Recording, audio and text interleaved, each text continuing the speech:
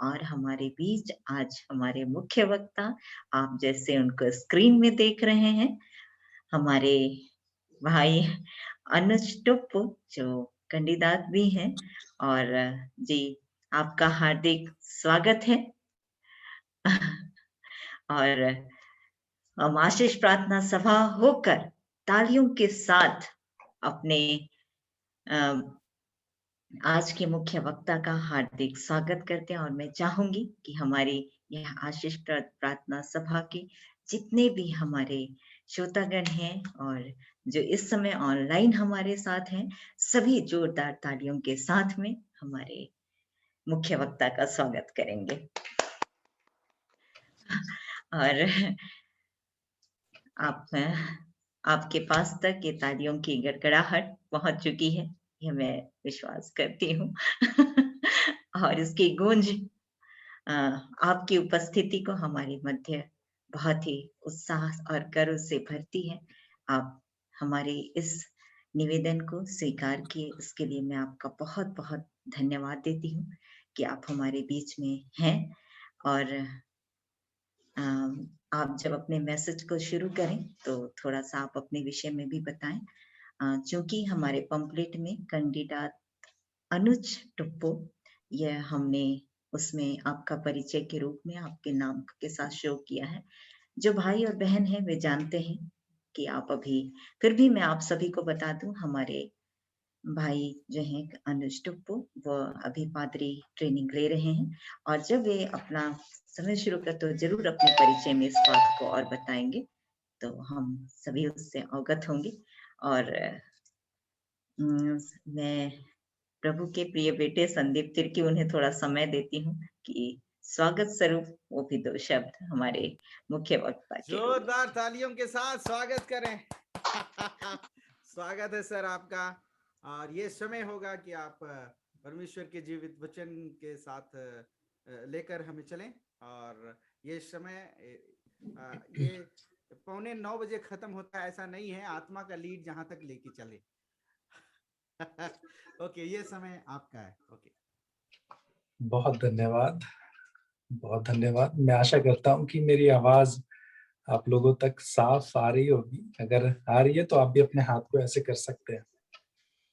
Thank you so much. इतने अच्छे शब्दों के लिए मैं बहन नीलिमा लकड़ा का बहुत धन्यवाद करता हूँ।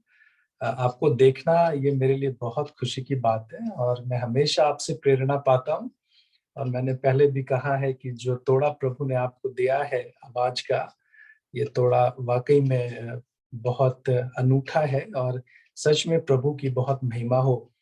मैं बहुत धन्यवाद करता हूँ भाई संदीप तिर्की का इस कार्यक्रम की अगुवाई के लिए। और निश्चित तौर पे मैं विश्वास करता हूँ कि ये प्रभु है जो लोगों के द्वारा, प्रभु के सेवकों के द्वारा अपनी सेवा के दर्शन को देता है, अपनी सेवा को लेता है। और निश्चित तौर पे भाई संदीप तिर्की जो है वो प्रभु की अगुवाई में आशीष प्रार्थना सभा का ये जो कार्यक्रम है और जो सेवा सेवकाई है उसको कर पा रहे हैं। सो मेरी ढेर सारी शुभकामनाएं भाई संदीप तिर्की के साथ है। और साथ ही साथ मैं बहुत धन्यवाद करता हूँ आप लोगों का मुझे याद करने के लिए और मुझे इस कार्यक्रम का हिस्सा बनाने के लिए। मैं आप लोगों को नहीं बता सकता कि ये मेरे लिए कितनी बड़ी बात है। और मैं इस चीज के लिए मैं प्रभु का बहुत धन्यवाद करता हूँ क्योंकि मैं अपने आप को अ, अ, इस योग्य नहीं समझता। लेकिन मैं प्रभु का बहुत धन्यवाद करता हूँ कि सेवा का मौका प्रभु देते हैं। और आप लोगों ने ये मौका प्रशस्त किया, आप बुलाए। और ये 7 दिनों से चल रहा कार्यक्रम, मैं बहुत विश्वास करता हूँ कि ये 7 दिनों का ये जो सफर है और कल शायद इसका समापन भाई अजीत होरो करेंगे। मैं विश्वास करता हूँ कि ये कार्यक्रम आप सभी लोगों को बहुत आशीष दे रहा होगा और बहुत आत्मिक तरीके से आप लाभ उठा भी रहे होंगे। और आज इसी के कड़ी में आज ये 7वां दिन है और छठे क्रूस वाणी पे मैं आज आप लोगों के साथ थोड़ी बातें करूंगा। आज मुझसे कहा गया था, भाई सुनील लकड़ा का मैं बहुत धन्यवाद करता हूँ, सर ने फैसिलिटेट किया, वो मेरे से बात किए, इनवाइट किया। वो शायद एक समाज में है और वो शायद 8 बजे तक शायद वो जुड़ पाएंगे, लेकिन वो नहीं है, फिर भी मैं उनको धन्यवाद दे रहा हूँ। और उनकी पत्नी, ये धन्यवाद उनको जब वो आएंगे तो दे दीजिएगा। और उन्होंने मुझसे कहा था कि बहुत समय है आपके पास, 8:45 ये कार्यक्रम खत्म होता है, लेकिन भी यदि आप चाहें तो आप अपने हिसाब से आप समय ले सकते हैं। तो मैं ऐसा सोच रहा था कि काश मैं पूरी रात ले लूं, 11-12 बजे तक मैं खुल के प्रचार करूं, जितनी बातें बोलनी है मैं बोलूं।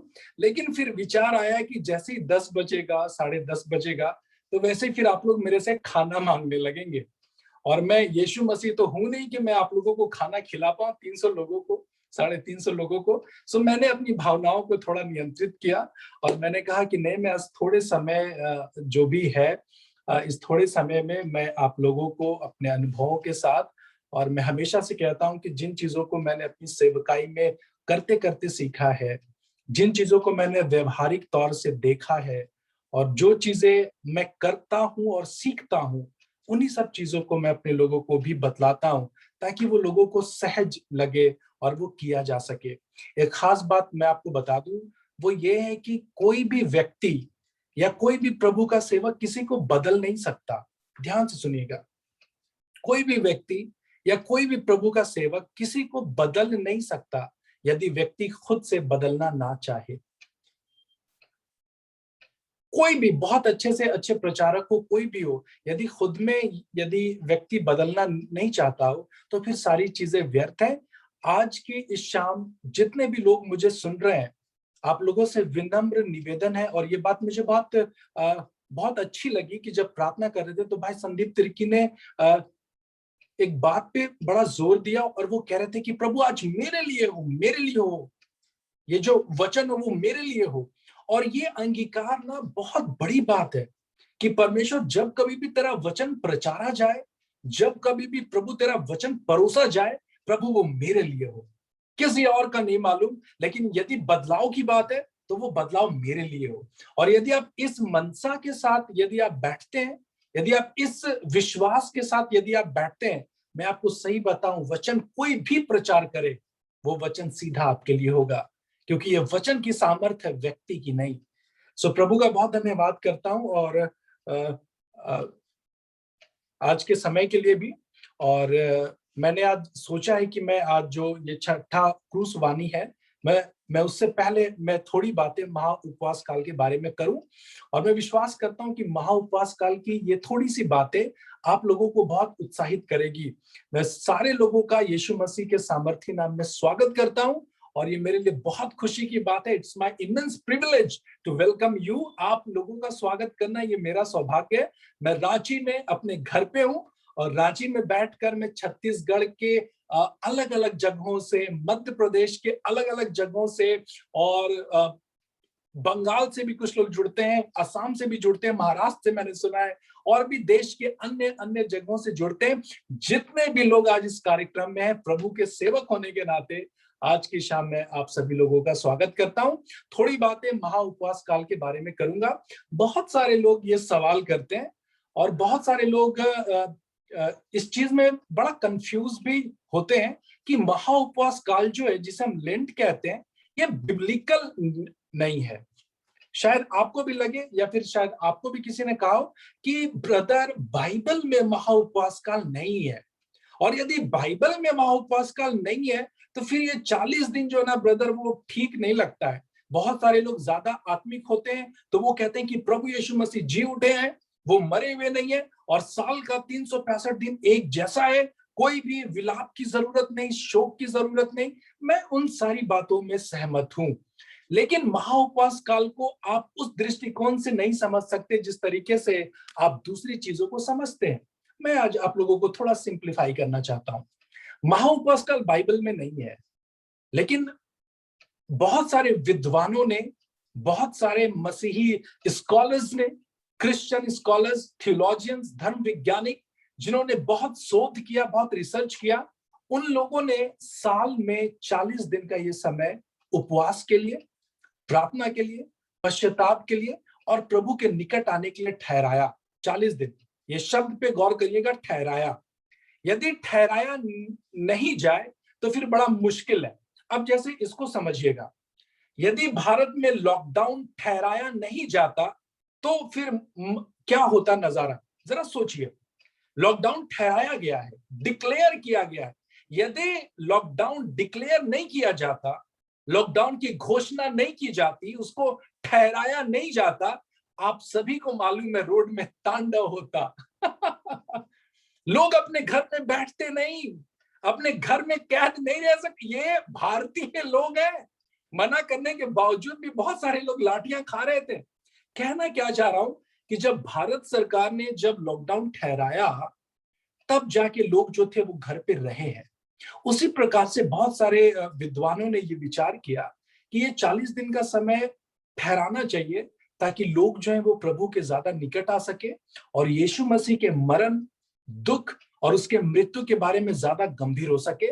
और मैं मानता हूं कि शायद ये बहुत अच्छा निर्णय था, और हम लोगों को इस महाउपवास काल का सम्मान भी करना चाहिए। और मैं हमेशा से जोर देता हूं और हमेशा से अपने चर्च में अपने लोगों को इस महाउपवास काल में 4 चीजें बतलाता हूं। आज आप लोगों को भी बतलाना चाहता हूं, और मैं विश्वास करता हूं कि ये 4 चीजें आपको आशीष देगी।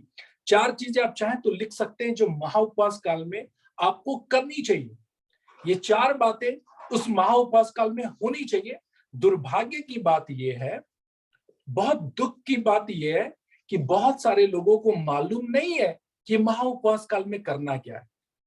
चूंकि मालूम नहीं है, इसलिए वो बहुत सारी चीजें कर नहीं पाते। चूंकि उनको मालूम होता तो वो ये चीजें कर पाते। बहुत सारे लोगों को लगता है कि महाउपवास काल सिर्फ फास्टिंग है, लेकिन मैं आज आपको बताऊं, नहीं, ये कुछ और भी है जो हमें जानने की आवश्यकता है। 4 बातें जो आप लिख सकते हैं, आप जरूर से लिखें और हर साल इसको रिपीट करें, अपने लोगों को सिखाएं, अपने बच्चों को सिखाएं, अपने चर्च में सिखाएं और परमेश्वर की महिमा करें। जो 4 चीजें महाउपवास काल में होनी चाहिए, उसमें सबसे पहला है फास्टिंग। सबसे पहली चीज है उपवास। दूसरी चीज जो इस महाउपवास काल में होनी चाहिए वो है पश्चाताप, इंग्लिश में रिपेंटेंस। दूसरी महत्वपूर्ण चीज है पश्चाताप। तीसरी जो महत्वपूर्ण चीज है वो है प्रार्थना। महाउपवास काल में प्रार्थना बहुत जरूरी है, अपने आप के लिए, अपने आप के सुधार के लिए। और जो चौथी सबसे महत्वपूर्ण चीज है, जिस पे कोई जोर नहीं देता और कोई उस पर बात भी नहीं करता, चर्चा भी नहीं करता, लेकिन आज मैं आप लोगों को बतलाना चाहता हूं, जो चौथी चीज है वो बहुत महत्वपूर्ण है, और कोशिश करिएगा कि महाउपवास काल में ये चीज होनी चाहिए, और वो है सेवा, सर्विस। चौथी महत्वपूर्ण चीज जो महाउपवास काल में होनी चाहिए वो है पहला फास्टिंग, उपवास, दूसरी पश्चाताप, तीसरा प्रार्थना, और चौथी जो चीज है वो है सेवा। पहली, दूसरी और तीसरी चीज ये आपकी निजी चीज है, ये आपका पर्सनल मैटर है परमेश्वर के साथ। मैं इस पे कुछ भी चीज नहीं कहना चाहता, लेकिन जो चौथी चीज है सेवा, मैं इस चीज के लिए मैं आप लोगों को उत्साहित करता हूं कि इस महाउपवास काल में ये चीजें होनी चाहिए।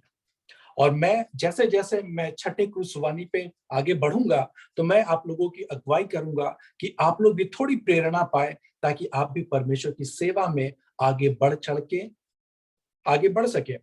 एक चीज और बोल के मैं इस महाउपवास काल के बारे में खत्म करूंगा, और मैं आशा करता हूं कि ये चीजें आपको आशीष दे रही होगी। महाउपवास काल जो लेंट जो शब्द है, ये बड़ा मजेदार है, और जब हम इसके अर्थ को जानते हैं ना, तब ये हमारे लिए बड़ा सार्थक हो जाता है। सार्थक का मतलब है बहुत मीनिंगफुल हो जाता है। हाँ, जब तक हम किसी का क्या बोले अर्थ नहीं जानते, तब तक वो चीजें हमारे लिए उतनी क्लियर नहीं होती, लेकिन जैसे हम उसका अर्थ जान जाते हैं, तब वो हमारे लिए बड़ा जीवित हो उठता है।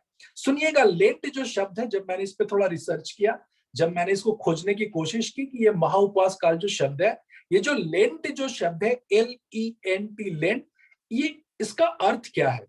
तो जब मैंने लेंट शब्द पे जब थोड़ा सा रिसर्च किया, तो लेंट जो वर्ड है इंग्लिश का, ये एक्चुअली एंग्लो सेक्शन वर्ड है। लैटिन भाषा का एक एंग्लो सेक्शन वर्ड है, जो कि अंग्रेजी भाषा के लैटिन से आया है। और ये जो लेंट शब्द है, उसका लैटिन में जो इसका अर्थ है वो है स्प्रिंग।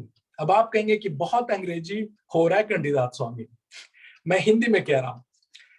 लेंट का मतलब है, जो इसका जो ओरिजिनल है वो स्प्रिंग। स्प्रिंग का मतलब है जो ऋतु अभी चल रही है। ऋतु का मतलब है, स्प्रिंग का मतलब है वसंत ऋतु, वसंत, हाँ, जिसको दूसरे भाषा में पतझड़ भी कहते हैं।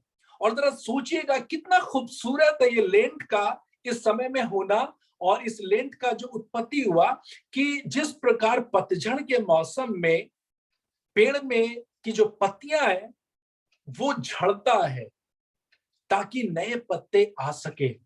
Wow, so beautiful. पतझड़ के मौसम में पुराने पत्ते पेड़ से नीचे गिरते हैं ताकि नए पत्ते पेड़ में आ सके।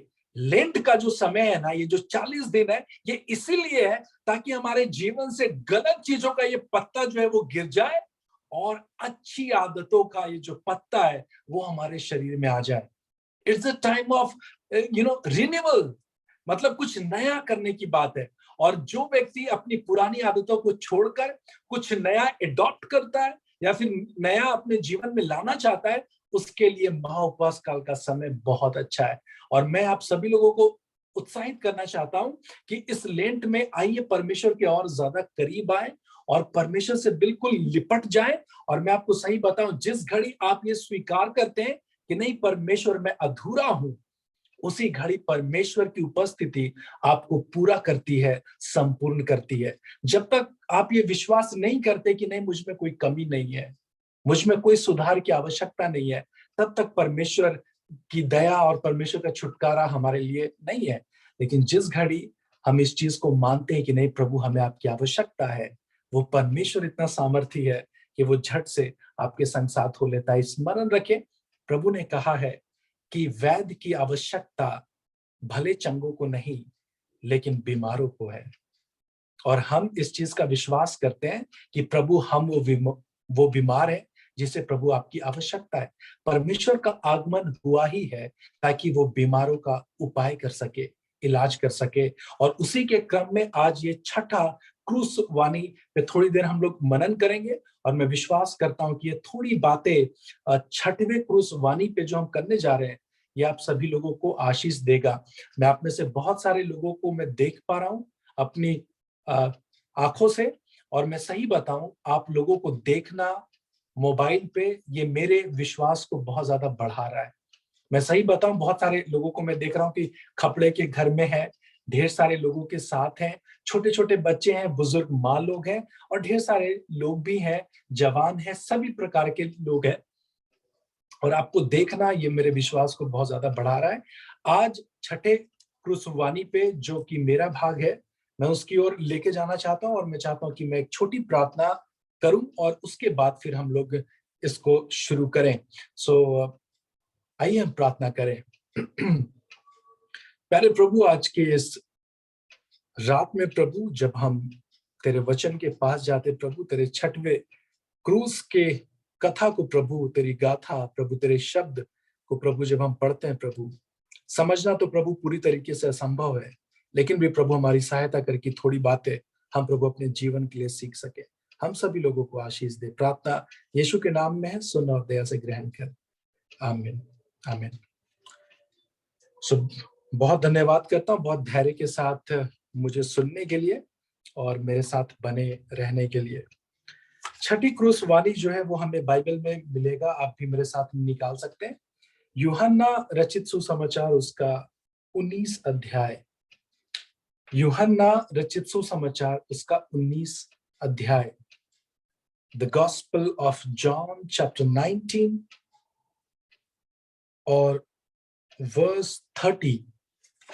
यूहन्ना उसका 19 अध्याय और उसके 30 पद को, और मैं चाहूंगा कि कोई एक जन इसको पढ़ने में मेरी मदद करे। यूहन्ना 19 और उसका 30। बहुत धन्यवाद। जोर से कोई पढ़ दे अनम्यूट करके।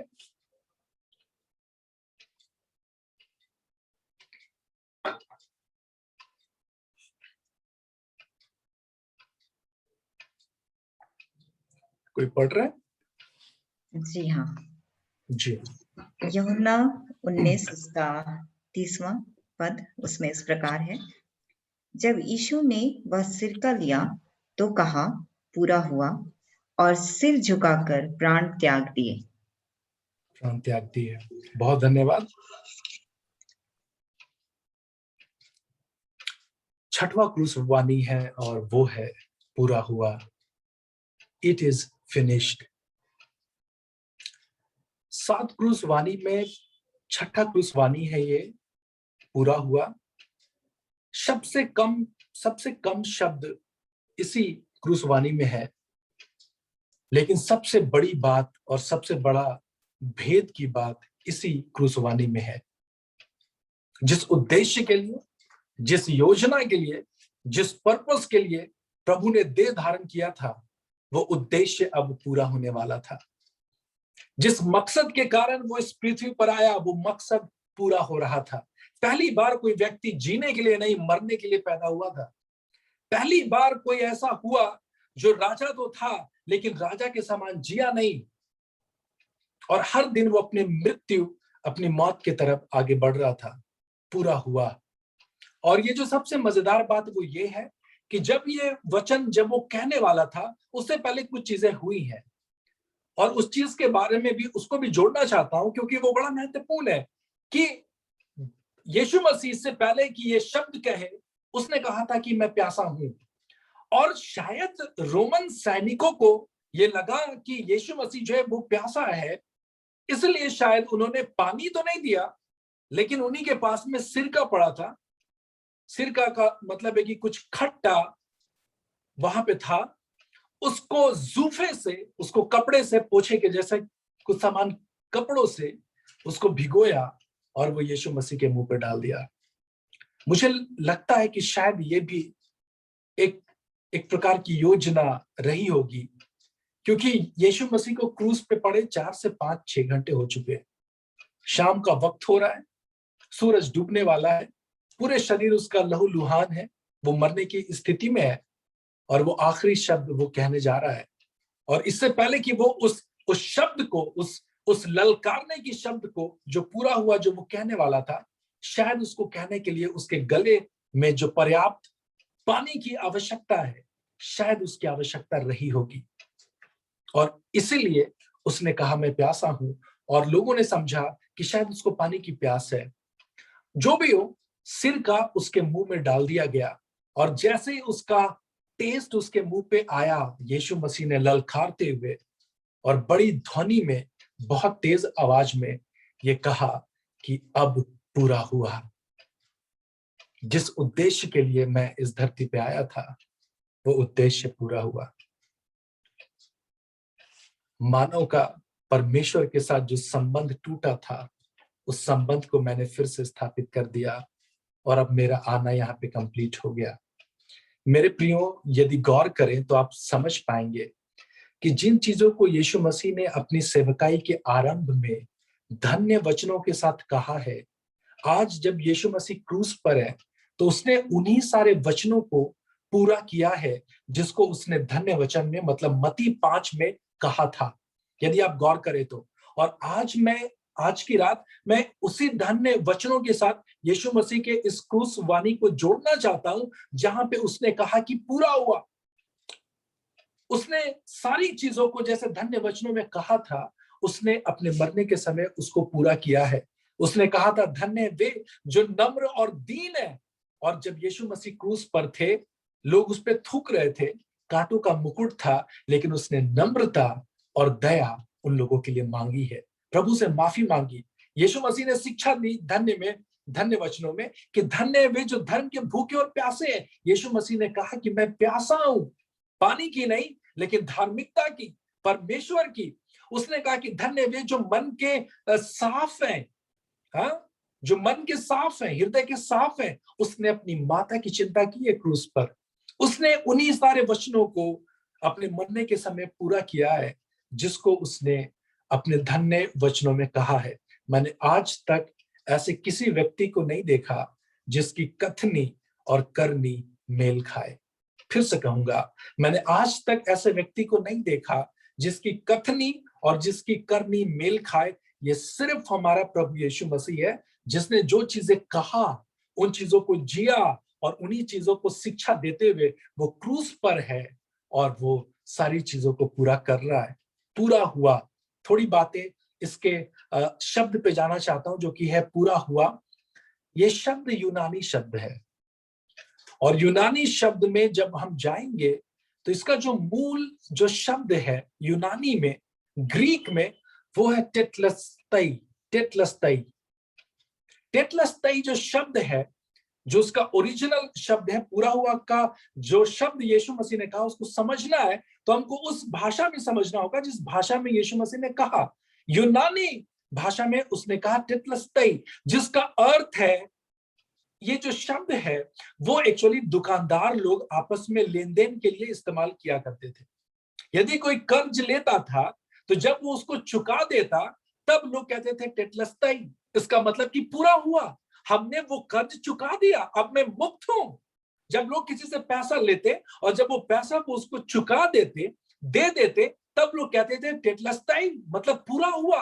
और ये वही शब्द है जो यीशु मसीह ने क्रूस पर कहा कि मैंने सारे कर्ज को जो मानव जाति पर था, जिसके कारण वो बलिदान देते थे, जानवरों का लहू बहता था, और जो दूरी परमेश्वर और मनुष्य के बीच में की जो दूरी पाप के कारण है, मैं उसको अपने ऊपर ले रहा हूं और मैं उसको पूरा कर रहा हूं। Now it is all finished, nothing has left undone, कुछ भी अधूरा नहीं छोड़ा गया, सब चीजें परमेश्वर ने पूरी कर दी। अब मैं और आप कोई भी चीजें इसमें जोड़ नहीं सकते। हमें हिमालय में जाके अब तपस्या करने की आवश्यकता नहीं है। अब हमें खाली पैर एक हाथ में लोटा लेके पानी लेके 72 किलोमीटर 100 किलोमीटर पैदल जाके कहीं पानी डालने की आवश्यकता नहीं है। हमें किसी जानवर की बलि देने की आवश्यकता नहीं है। हमें अपने सर में कुछ बांध कर लाठी पकड़कर कहीं पहाड़ में चढ़ने की आवश्यकता नहीं है। ध्यान दीजिए, सारी धार्मिकताओं को परमेश्वर ने पूरा कर दिया है। अब हमें कुछ भी उसमें जोड़ने की आवश्यकता नहीं है। बहुत सारे लोगों ने परमेश्वर के इस उद्धार को, जो परमेश्वर के मरने के बाद हमें मिला, जो छुटकारा हमें जो मिला, कई बार उसमें लोग शर्त लेकर आते हैं, बचिएगा, क्योंकि परमेश्वर का उद्धार जो है वो किसी कर्म कांड से नहीं है, क्योंकि वो सब कुछ मेरे परमेश्वर ने पूरा कर दिया है। अब जो विश्वास करे, हाँ, अब जो विश्वास करे, विश्वास के द्वारा और परमेश्वर के अनुग्रह ही से लिखा है तुम्हारा उद्धार हुआ है। इफिसी 2:8। कोई कर्म कांड की आवश्यकता नहीं है, कोई शर्त लाने की आवश्यकता नहीं है, क्योंकि मेरे परमेश्वर ने सब कुछ पूरा कर दिया है।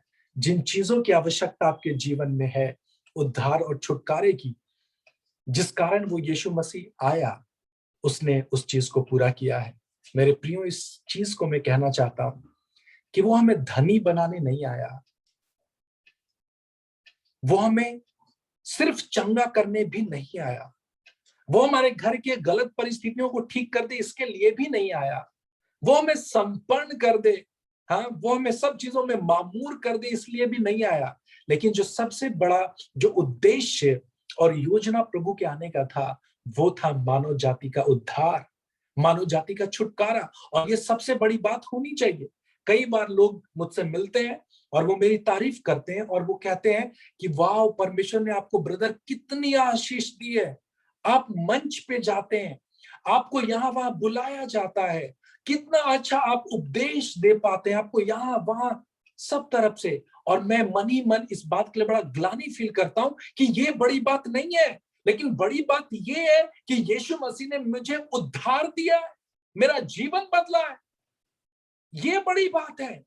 हम परमेश्वर के उद्धार को, उसके आने को, उसके छुटकारे को हम अपने भौतिक आशीषों के साथ नहीं जोड़ सकते। हाँ, वो प्रभु देता है, वो चंगाई देता है, वो हमें संपन्नता देता है, यीशु मसीह में मिलती है, लेकिन सिर्फ उसी के कारण यीशु मसीह नहीं आया। और यदि हम ये समझ बैठे कि नहीं, मेरा परमेश्वर इसलिए आया ताकि वो हमें धनी बना दे, ये गलत होगा।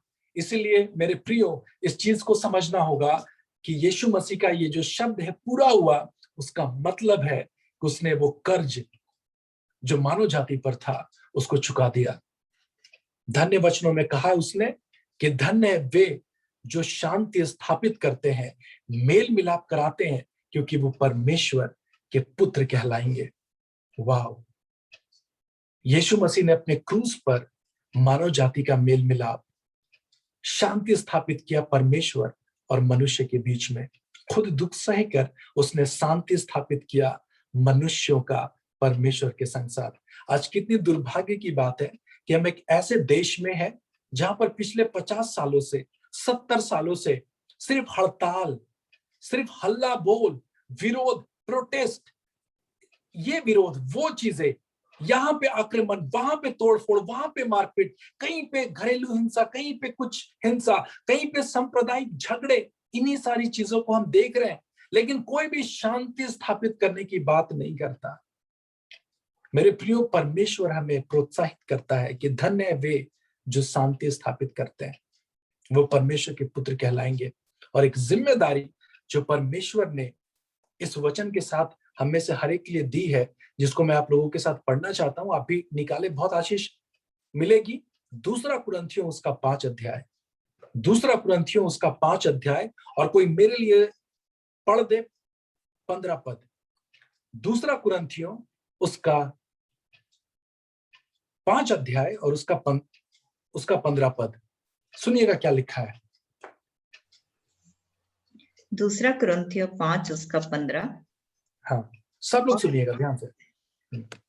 और वह इस निमित्त सबके लिए मरा कि जो जीवित हैं वे आगे को अपने लिए ना जिएं, परंतु उसके लिए जो उसके लिए मरा और फिर जी उठा। वाह, है ना मजेदार ये वचन। मरने के साथ एक उम्मीद है प्रभु की उसके लोगों के लिए, और तब तक यीशु मसीह क्रूस से नीचे नहीं उतरेंगे जब तक संसार का हर व्यक्ति इस चीज को ना समझ ले कि वो हमारे लिए मरा, ताकि अब हम आगे को अपने लिए ना जिए, लेकिन हम परमेश्वर के लिए जिए। अद्भुत है ये। एक चीज को मैंने पिछले साल कहा था, आज भी मैं इस चीज को कहना चाहता हूं। एक बार की बात है, एक माँ प्रेग्नेंट हुई और उसने एक छोटे से बच्चे को जन्म दिया, नवजात बच्चे को।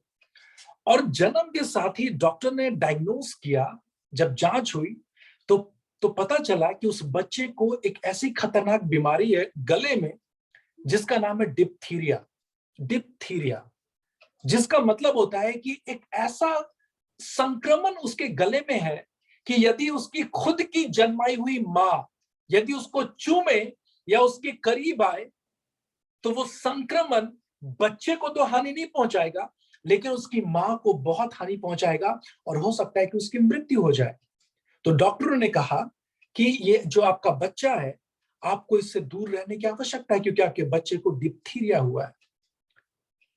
हर दिन नर्स आती और उस बच्चे को एक पाले में, मतलब एक टोकरी जैसी चीज होती है, उसमें वो डाल के चली जाती, और ये माँ दूर से अपने बच्चे को देखती और बेचारी तड़पती थी। जन्म के कुछ दिन हुए, वो बच्चा रोता और वो माँ देखती, लेकिन वो उसके नजदीक नहीं जा सकती थी, क्योंकि उस बच्चे के गले में संक्रमण था। डॉक्टर ने कहा था, जिस घड़ी आप उसको लेंगी गोद या चूमेंगी, आप उस दिन शायद मर सकती है।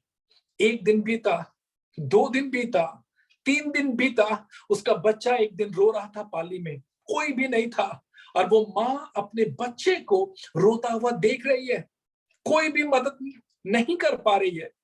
वो बेचारे उस दिन डॉक्टरों की सारी बातों को भूलकर, डॉक्टरों ने क्या कहा था उन सब चीजों को भूलकर, वो गई, अपने बच्चे को पाले से उठाई और जी भर के अपने गोद में लेकर उसको चूमती है, उसको आलिंगन करती है, उसको प्रेम करती है, उसके माथे पे चूमती है, गाल पे चूमती है, गले को चूमती है, उसके पैर को, हाथ को। जितने दिन वो उससे दूर रही, उन सब दिनों का बदला वो उस दिन लेती है। वो खुद के जन्माए हुए बच्चे को वो उस दिन खुलकर प्यार करती है, खुलकर उसको चूमती है। बहरहाल थोड़े समय के बाद दुर्भाग्य से वो डिप्थीरिया का संक्रमण उस मां को होता है। बच्चा तो सुरक्षित है, लेकिन उसकी मां की मृत्यु हो जाती है, उसकी मां मर जाती है। मालूम ये कहानी आपको क्यों बतला रहा हूं? यही कहानी हमारी और हमारे यीशु मसीह की है। जो पाप के कारण जो हमारा अलगाव हमारे परमेश्वर से हुआ था, उसने क्रूस पर अपने प्रेम के कारण हमारा आलिंगन किया है, हमें चूमा है, हमसे प्रेम किया है, और हमारे प्रेम के खातिर वो क्रूस पर मर गया, और आज वो कह रहा है, इट इज ऑल फिनिश्ड। मंदिर का पर्दा 2 भागों में फट गया है। इसका अर्थ है कि अब कोई भी साधारण व्यक्ति अब परमेश्वर के नजदीक आ सकता है। अब उसे किसी भी याजक की आवश्यकता नहीं है। जो कोई विश्वास करे वो अब परमेश्वर के पास आ सकता है। लिखा है कि परमेश्वर इसलिए सबके लिए मरा ताकि आगे को हम अपने लिए ना जिए लेकिन हम दूसरों के लिए जिए। मेरे प्रियो, आज की इस रात मैं आप सभी लोगों को प्रोत्साहित करना चाहता हूं कि जैसे हम ये छठा क्रूसवाणी सुन रहे हैं, पूरा हुआ, ये तब तक पूरा नहीं होगा जब तक हम स्वयं खुद जाकर अपने परमेश्वर को उस क्रूस से नीचे ना उतारे। धन्य वे जो शांति स्थापित करते हैं, धन्य वे जो मेल मिलाप करवाते हैं, क्योंकि वे परमेश्वर के पुत्र कहलाएंगे। और मेरे प्रियो, यही जिम्मेदारी प्रभु ने मुझे और आप लोगों को दी है कि हम भी इस संसार में, हम लोगों के बीच में शांति स्थापित करें। और यही व्यवहारिक आवश्यकता है, यही व्यवहारिक मांग है परमेश्वर की, जो वो चाहता है जितने लोग इस वचन को सुन रहे हैं। आज की इस रात मैं आप लोगों को प्रोत्साहित करना चाहता हूं कि अपनी तमाम परिस्थितियों के बावजूद भी आइए हम लोगों के बीच में शांति स्थापित करें।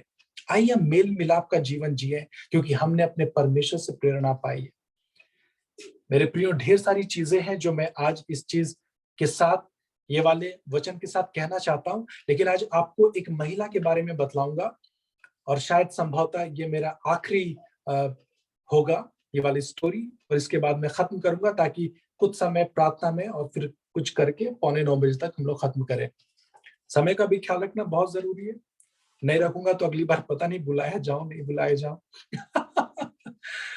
सो बहुत जरूरी है। मैं पिछले 7 महीने पहले, शायद 6 महीने पहले मैं आप लोगों के साथ में जुड़ा था, और 6 महीने के बाद फिर से परमेश्वर का यह अनुग्रह हुआ कि आप लोगों को देख पा रहा हूं। और मैं आप सभी लोगों के लिए निरंतर प्रार्थनाएं करता हूं। मैं निरंतर आप लोगों के विश्वास के लिए प्रार्थना करता हूं कि जिस प्रकार आपने प्रभु को बहुत विश्वास के साथ ग्रहण किया है, आप लोग जड़ पकड़ते जाएं और बिल्कुल परिपक्व हो जाएं, बिल्कुल परिपक्व हो जाएं, और उस प्रकार आप परमेश्वर की सेवा में और आगे बढ़ें। एक संदीप तिर्की से काम नहीं चलेगा, एक अनुज टोप्पो से काम नहीं चलेगा, एक सुनील लकड़ा से काम नहीं चलेगा, एक शायद बहन नीलिमा लकड़ा से काम नहीं चलेगा, शायद एक तैरा सिक्का से काम नहीं चलेगा, शायद और भी बहुत सारे लोग हैं जिनका नाम मैं शायद नहीं भी जानता, उनसे काम नहीं चलेगा। जब तक एक भीड़ ना हो जाए, जब तक पूरा संसार परमेश्वर की सेवा के लिए आगे ना आ जाए, तब तक वो कर्ज जो हमारे ऊपर है परमेश्वर के प्रति, वो हम नहीं चुका सकते। और मैं चाहता हूं कि हमारा जीवन ऐसा हो कि हम भी अपने मृत्यु के अंत में, जब हम कब्र पे हों, शायद हम अपने शरीर पे भी ना रहें, लेकिन तब हम कह सके कि परमेश्वर जिस जीवन के लिए आपने मुझे चुना था, वो जीवन मैंने पूरा किया। जिस उद्देश्य के लिए प्रभु आपने मुझे बनाया था, उस उद्देश्य को मैंने पूरा किया है। और ये सबकी जिम्मेदारी है। अपने आप को पहचान लेना ही हमारे जीवन का सबसे बड़ा उद्देश्य है। और जिस दिन हम अपने आप को पहचान लेते हैं, उस दिन हमारे जीवन का मकसद पूरा होता है, और उस दिन से परमेश्वर हमें निश दिन अपनी सेवा के लिए इस्तेमाल करता है। परमेश्वर हम सभी लोगों को बहुत आशीष दे। एक महिला के बारे में बतलाना चाहता हूँ, और जितने भी लोग मुझे सुन रहे हैं, ये महिला के बारे में आप लोगों को याद रहना चाहिए।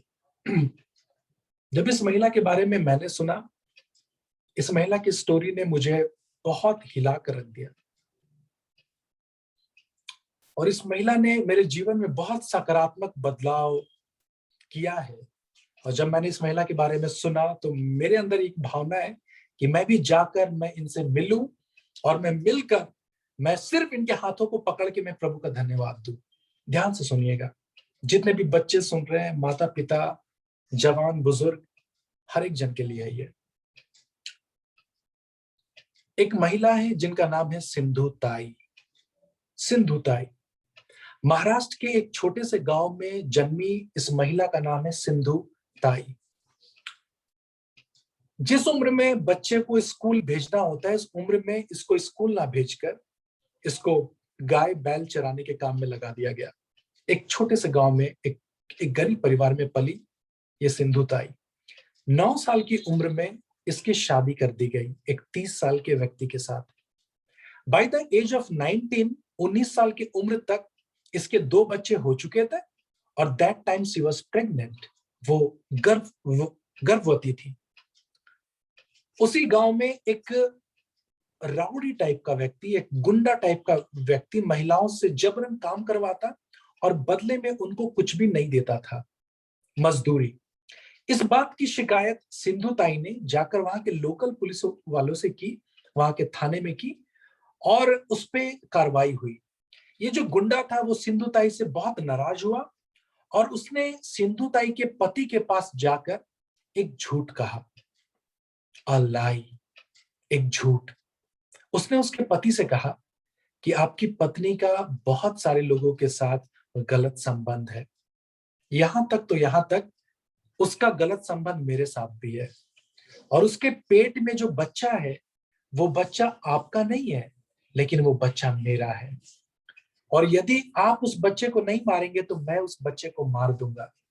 ये बात सुनकर सिंधु ताई का जो पति था वो बहुत गुस्से में घर गया और अपने घर वालों के साथ मिलकर, माँ बाप के साथ, अपनी बहनों के साथ मिलकर उसने सिंधु ताई को जाकर उसके पेट में एक जोरदार किक मारा, एक जोरदार प्रहार पैर से। जैसे वो प्रहार किया उसके पैर पे, सिंधु ताई गिर गई और लगातार उसने अपने पैरों से उसको मारा मारा मारा।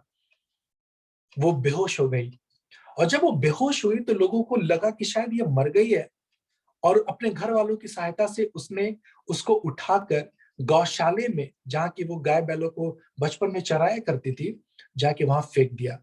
और ये सोचा कि शायद गाय बैल जो है वो अपने पैरों से जब इसको रौंदेंगे तब लोगों को लगेगा कि शायद गाय बैलों ने इसको मार दिया है।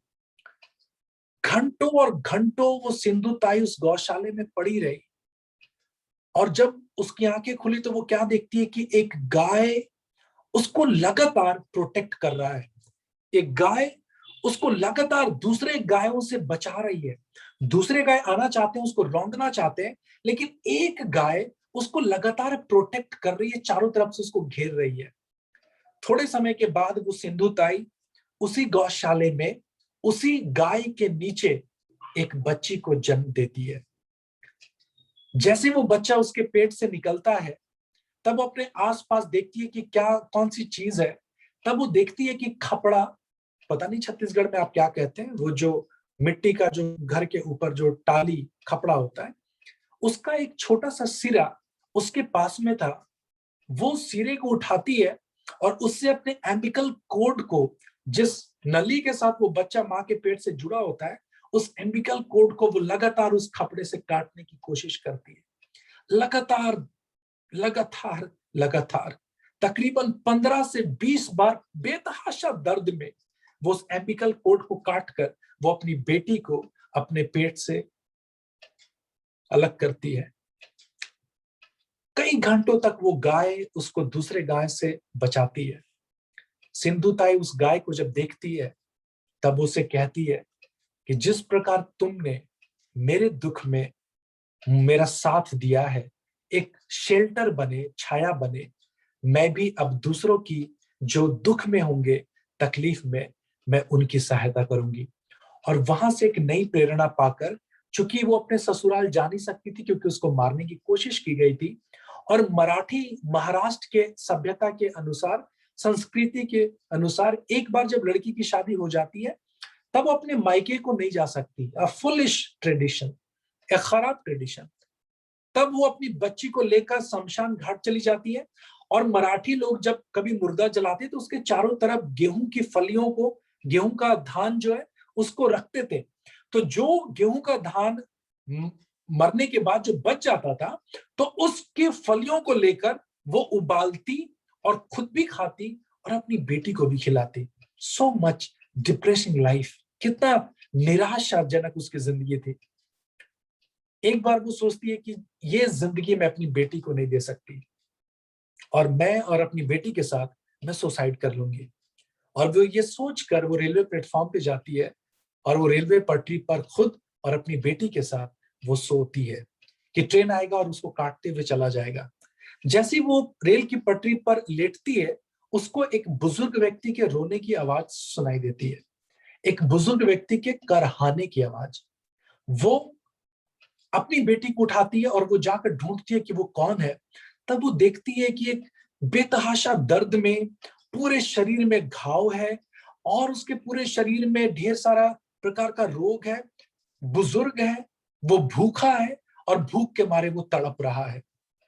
ये सिंधु ताई अपनी आत्महत्या की बात को भूलकर वो जाती है रेलवे स्टेशन, लोगों से भीख मांगती है, गीत गाती है और जो भी पैसा इकट्ठा होता है वो लेकर आती है और वो उससे कुछ खरीदती है खाने के लिए और वो उस बुजुर्ग व्यक्ति को देती है। और जब वो उसको देती है तब वो एक चीज को कहती है कि ये जो आवाज है, जो बुजुर्ग व्यक्ति की जो आवाज है, उसको वो कंसीडर करती है, मानती है कि ये आवाज परमेश्वर की आवाज है, जिसने मुझे आज आत्महत्या करने से रोक लिया है। और वहां से वो एक नई प्रेरणा पाकर वो आत्महत्या का विचार छोड़ती है और उसके बाद फिर वो कहती है कि नहीं, अब मैं ऐसे लोगों की मदद करूंगी। वो जिस पेड़ के नीचे रहती थी, एक दिन एक व्यक्ति उस पेड़ को काटता है, जिस शाखा के नीचे वो शरण लेती थी, रहती थी। वो क्या देखती है कि एक लकड़हारा उसको लगातार काट रहा है, उस डाली को जो उसे छाया देती थी। और वो क्या देखती है कि एक छोटे से थ्रेड से, एक छोटे से डाली से वो पूरा का पूरा तना जो है वो टूट ही चुका है, लेकिन एक छोटे से कारण से वो एक दूसरे से जुड़ा हुआ है। जब वो सिंधु ताई उसको देखती है, उसको बहुत प्रेरणा मिलती है और वो कहती है जिस प्रकार ये पेड़ इतने तकलीफों के बावजूद वो एक तने के साथ जुड़ा हुआ है, मैं भी बिल्कुल इसी तरीके से जो लोग तकलीफ में है, मैं उन लोगों के लिए छाया बनने का काम करूंगी। और वहां से वो गीत गाती है, भीख मांगती है और जितने अनाथ और बेघर लोग होते हैं वो उनको जमा करने लगती है। बहुत सारे लोग इस बात से प्रेरित होते हैं और उसके लिए एक घर जैसा बनाते हैं, एक अनाथ आश्रम बनाते हैं और उसके बाद फिर दिन ब दिन उसमें लोग आने शुरू होते हैं और वो लोगों की सेवा करती है। कई वर्ष बीतते हैं और वर्तमान में अभी तकरीबन 1500 से ज्यादा अनाथ बच्चे और बुजुर्ग आज उसके अनाथालय में हैं, जिनकी वो माँ है, जिसकी वो चिंता करती है, उनको खिलाती है। न जाने कितने राष्ट्रीय पुरस्कारों के साथ सिंधु ताई को सम्मानित किया गया। हमारे देश के राष्ट्रपति ने उनको सम्मानित किया इस कार्य के लिए। न जाने कितने अंतरराष्ट्रीय संस्थाओं ने सिंधु ताई को बुलाकर उसको सम्मानित किया इस कार्य के लिए। अद्भुत, अद्भुत। वो सिंधु ताई इस चीज को बतलाती है कि कई वर्षों के बाद एक बुजुर्ग व्यक्ति उसके अनाथालय में आया। ध्यान से सुनिएगा। कई वर्षों के बाद एक बुजुर्ग व्यक्ति भूख से तड़पता हुआ वो उसके अनाथालय में आया और वो सिंधु ताई से रिक्वेस्ट करता है कि मुझे रहने के लिए और कुछ खाने के लिए दे दीजिए। तो सिंधु ताई जब उस व्यक्ति को देखती है तो वो पहचान लेती है कि ये उसका पति है, जो उसको कई वर्ष पहले मारना चाहता था, मारा था।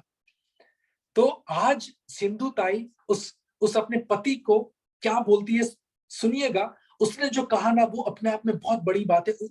उसने कहा कि एक समय था जब तुमने मुझे छोड़ दिया और मैं अनाथ हो गई थी और मैं कूड़े कचड़े में चली गई थी, मैं भूखी थी, मैं परेशान थी और मेरे पास कुछ भी नहीं था।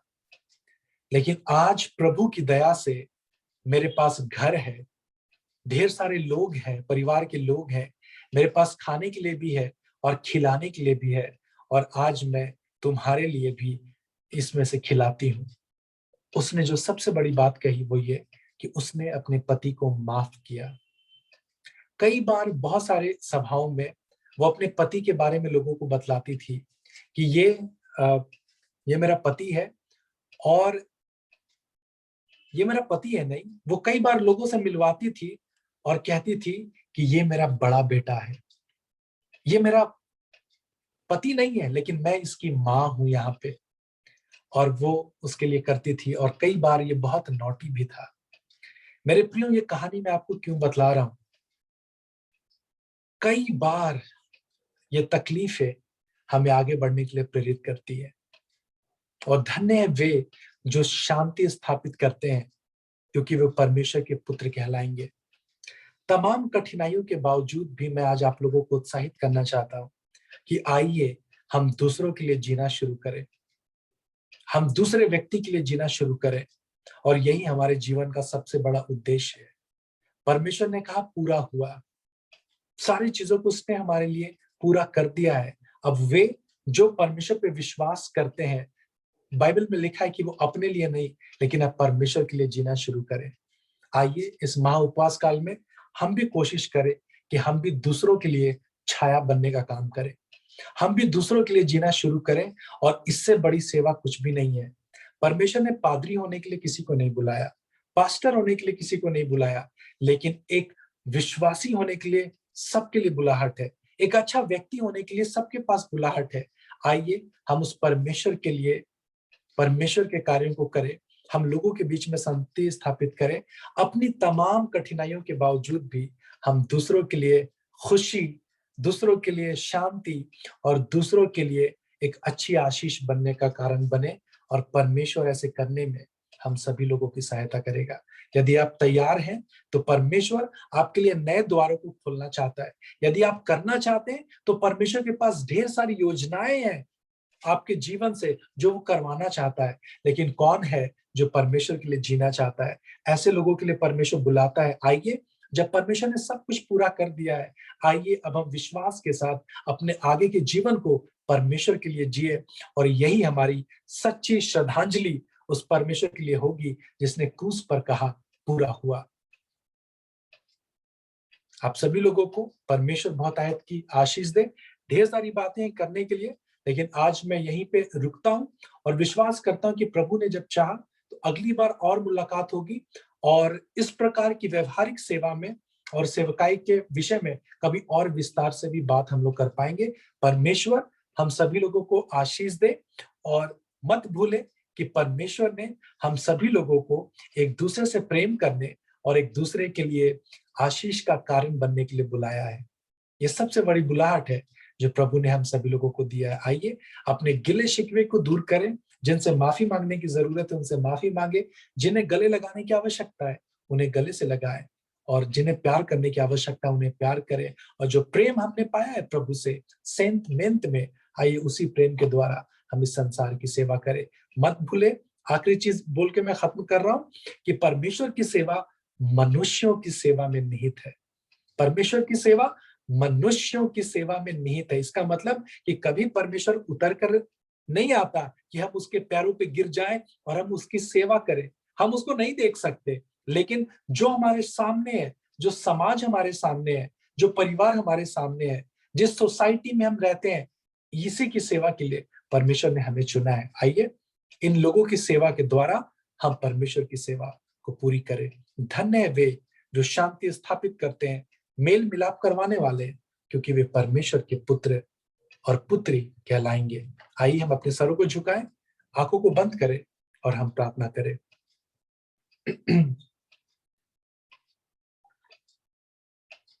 इससे पहले कि मैं प्रार्थना करूं, मैं एक छोटा सा कोरस आप सभी लोगों के साथ गाना चाहता हूं और आप भी विश्वास के साथ इस कोरस को मेरे साथ गाएं। यीशु ने कलवरी दुख क्यों सह लिया, मुझ पापी में क्या देखा था। कोई खूबी नहीं, कोई खूबी नहीं, मुझ में कोई भी खूबी नहीं। यीशु ने कलवरी दुख क्यों सह लिया, मुझ पापी में क्या देखा था। कोई खूबी नहीं, कोई खूबी नहीं, मुझ में कोई भी खूबी नहीं। कोई खूबी नहीं, कोई खूबी नहीं, मुझ में कोई भी खूबी नहीं। यीशु ने कलवरी दुख क्यों सह लिया, मुझ पापी में क्या देखा था। कोई खूबी नहीं, कोई खूबी नहीं, मुझ में कोई भी खूबी नहीं। प्यारे प्रभु, जितने भी लोग इस संदेश को प्रभु सुन रहे हैं प्रभु, प्रभु होने पाए, एक सकारात्मक बदलाव प्रभु उनके जीवन में आए। और प्रभु आपने हमें जिस सेवा के लिए चुना है प्रभु, उस सेवा में प्रभु तू आप हम सबकी अगुवाई कर। तेरे हाथों में सौंपते हैं प्रभु, हर एक जन को आशीष दे।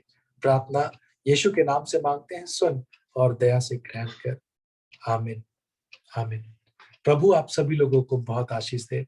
बहुत धन्यवाद, बहुत धैर्य के साथ मुझे इतनी देर सुनने के लिए।